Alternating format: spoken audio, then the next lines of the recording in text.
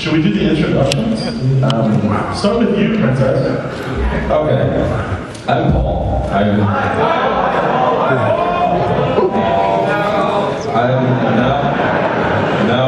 one of the few non-alcoholics in MagFest. I am 3D online if you talk to me online. And I'm the guy behind MagFest. There's other guys that are in the middle of MagFest and in front of it, but I'm the one behind sort of trying to pick up pieces.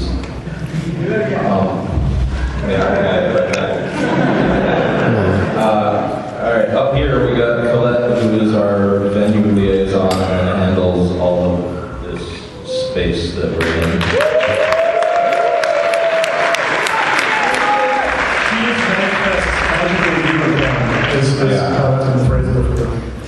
And Steph here handles our guests. I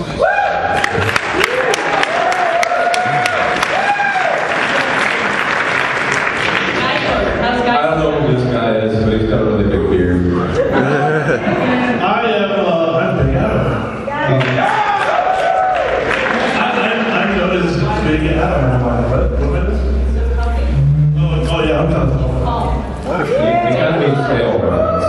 Put a banana next to him.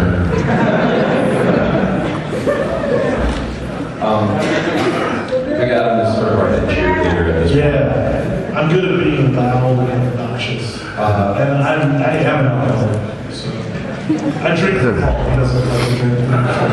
Take care of it. Usually I just sort of open this up by talking a little bit about MagFest in general, because we tend to have a lot of new people here, and MagFest is not the same as other events that we may have been to. And it's sort of hard to explain it, but I try anyway. Just for instance, right now, this is all we can muster up here because everybody else that's in charge of anything is running around trying to fix a garage door that fell on somebody, and whatever goes on. That was not at the hotel, just so you know. No, I wasn't here. It was our warehouse. We got ourselves a warehouse. The garage door is not great.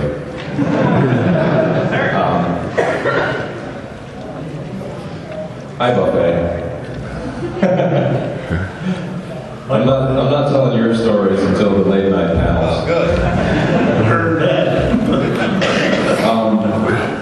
All right, so I make some attempts to explain what MagFest is and what MagFest isn't.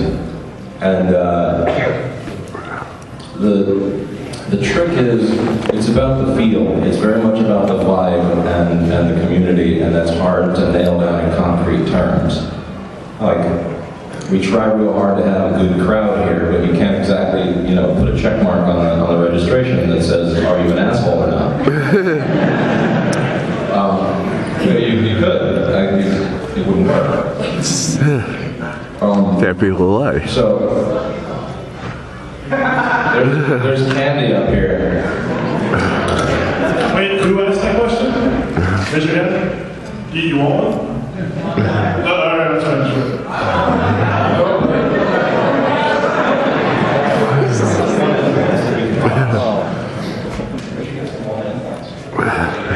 I'll be right back.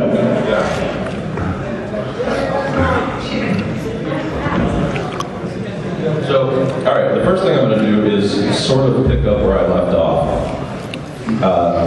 Last year at the closing ceremonies, this guy knows, I had a little story about griefers. I started with making sure people know how to behave, and then I get into the good stuff. For anybody who doesn't know, griefers are kids who go online and piss people off in online video games as a hobby, like as a regular thing. And I'm going to attempt to talk about them without sarcasm right now. It's very difficult. We had some guys here last year that one of them's been MagFest staff for a while. Yeah, you like it. He's a griefer, he hangs around with his griefer crew, he's very proud of it, whatever.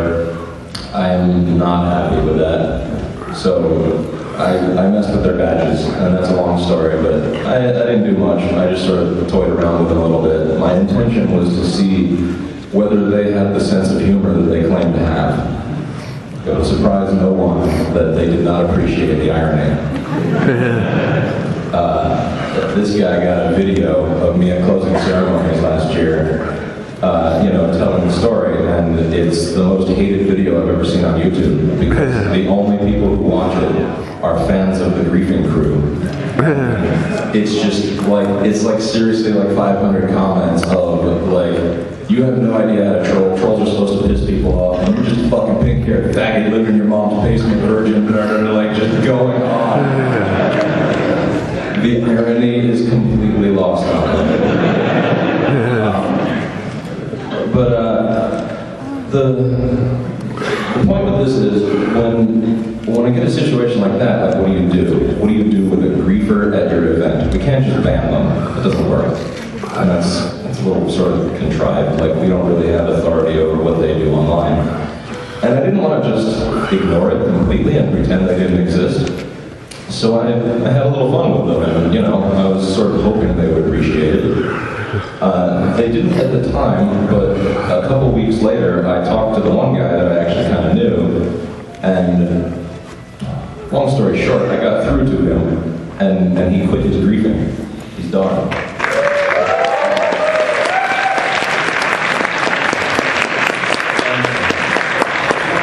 Right. And I make a big effort to set MagFest up as a place where anybody can get away with anything. That's my goal. Obviously, that's a very absolute way to put it, and we can't actually get away with anything. But we do what we can to try and make sure that we know where the boundaries are for the hotel and for legalities and all this stuff, and then we set up boundaries within that. But when it comes down to it, it's sort of a matter of judgment what people are allowed to get away with or not, and you can go off and do something goofy and you get in trouble for it, and then how much trouble you get in is kind of up to us. And in the case of a griefer, it's just an easy way to explain. And everybody screws with their friends every once in a while. You have a little fun playing pranks or whatever. That's fine. Everybody gets pissed off and takes it out on people every once in a while. You're just like, okay, this sucks. I'm gonna go online and rant or whatever the hell. That's fine. People do that. But when you get to the point where you are just deliberately going out and trying to hurt people on a regular basis as your hobby, to the point where you can call yourself a griefer, you're just a bad person. It's just over at that point. Spawn campers are fine, man. Learn how to spawn. Play a better game or something. We get a lot of cases every year where somebody's doing something ridiculous, and the hotel or our internal security guys or whatever come to us, and I end up being the guy that has to make a final judgment on whether we're gonna let this guy leave with the cops or they're okay to stick around. And last year, I love this place. Last year was our first year here, and one of the first things that happened was the first night I was going to bed, and the security guys told me that somebody was knocking down exit signs. Oh. I was like, not again. Like every other year this happens. Somebody gets really drunk, and exit signs are really shiny. It's like the fire alarms. Every year, every next. They cost like $500 a piece for the hotel, and the hotel gets very, very mad. In this hotel, they have security cameras that work. And 4 hours later, they had the guy. And we just sent him away with the cops. That's that.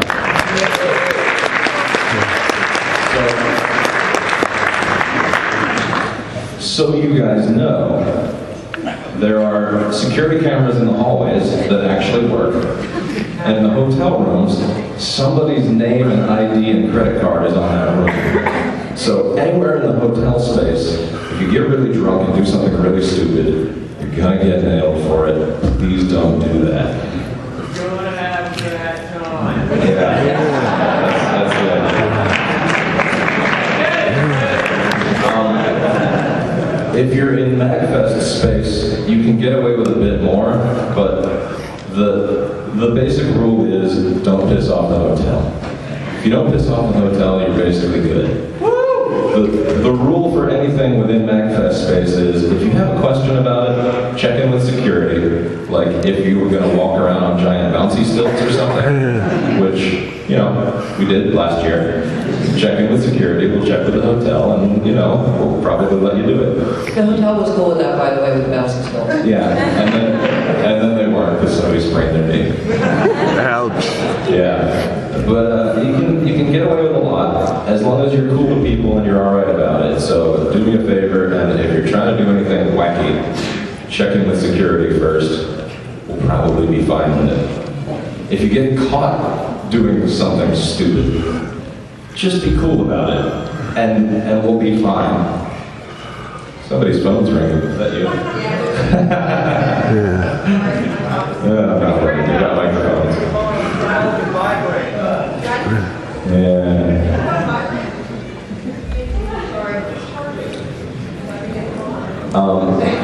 Well, actually, Steph, do you wanna take a shot and tell them about the guidebook? Because that's important and is sort of relevant to. Everybody know about MagFest? On there, and it's very nice. You guys, is it helpful? Yeah. They put in some new things this year. Like it's nice that you can connect with like guest performers along with like their show times or their panels and that sort of thing. So if there's like one kind of group you want to go see or one particular band, you just go to their name and then we have it there.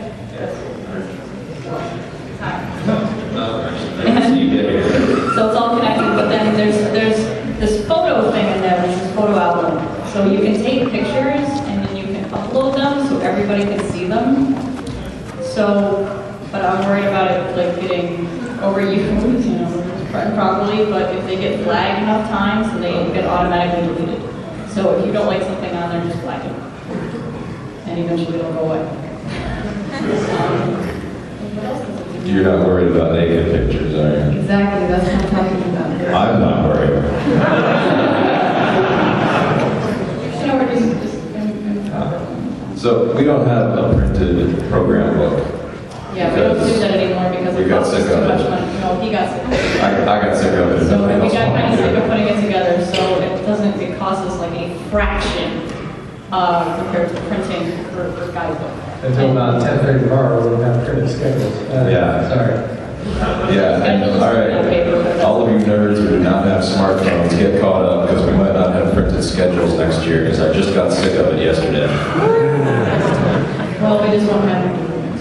Yeah. We will find, anyone in here that wants to volunteer just to make some copies next year, let us know. Schedules on the hotel rooms. Schedule what? Say, Carla, do you want to come up here and take the line? Oh yeah, the schedules are on the column. That's an hotel room. They're not that great. The schedules are able to be found in a couple of different places. We've got some printed schedules that I think are at registration in ops right now. The big columns that the hotel has with big touch screens on it have the schedule in a slightly annoying format, but it works. And then the guidebook is really the preferred way to go. I think I have to click your last map. The try map. I might still do another update. The weird thing is I don't think it pushes the update, so you have to go to chat for updates to make sure that everything goes through. But like the Twitter thing works, Facebook goes to our Facebook, I don't know, whatever. The YouTube goes to our YouTube. Not big use of that. And if you want to see just like schedule tracks too, that's another easy way to filter through. Like this is pretty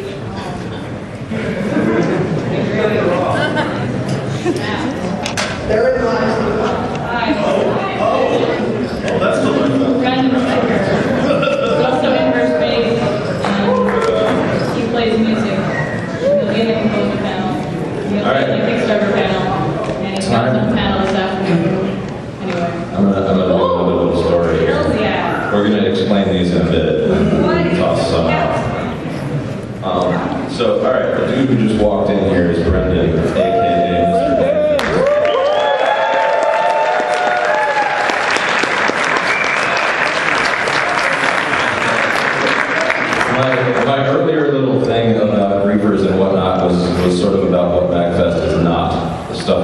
won't let people get away with and we don't appreciate.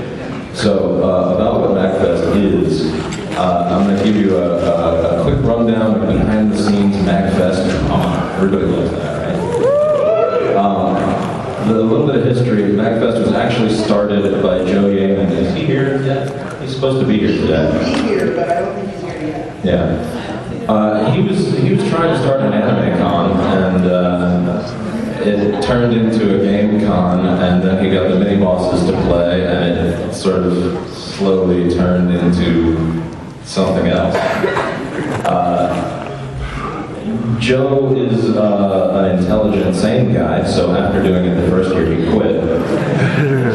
Brendan had attended the first MagFest and didn't want to see it die, so he took up the reins and took over.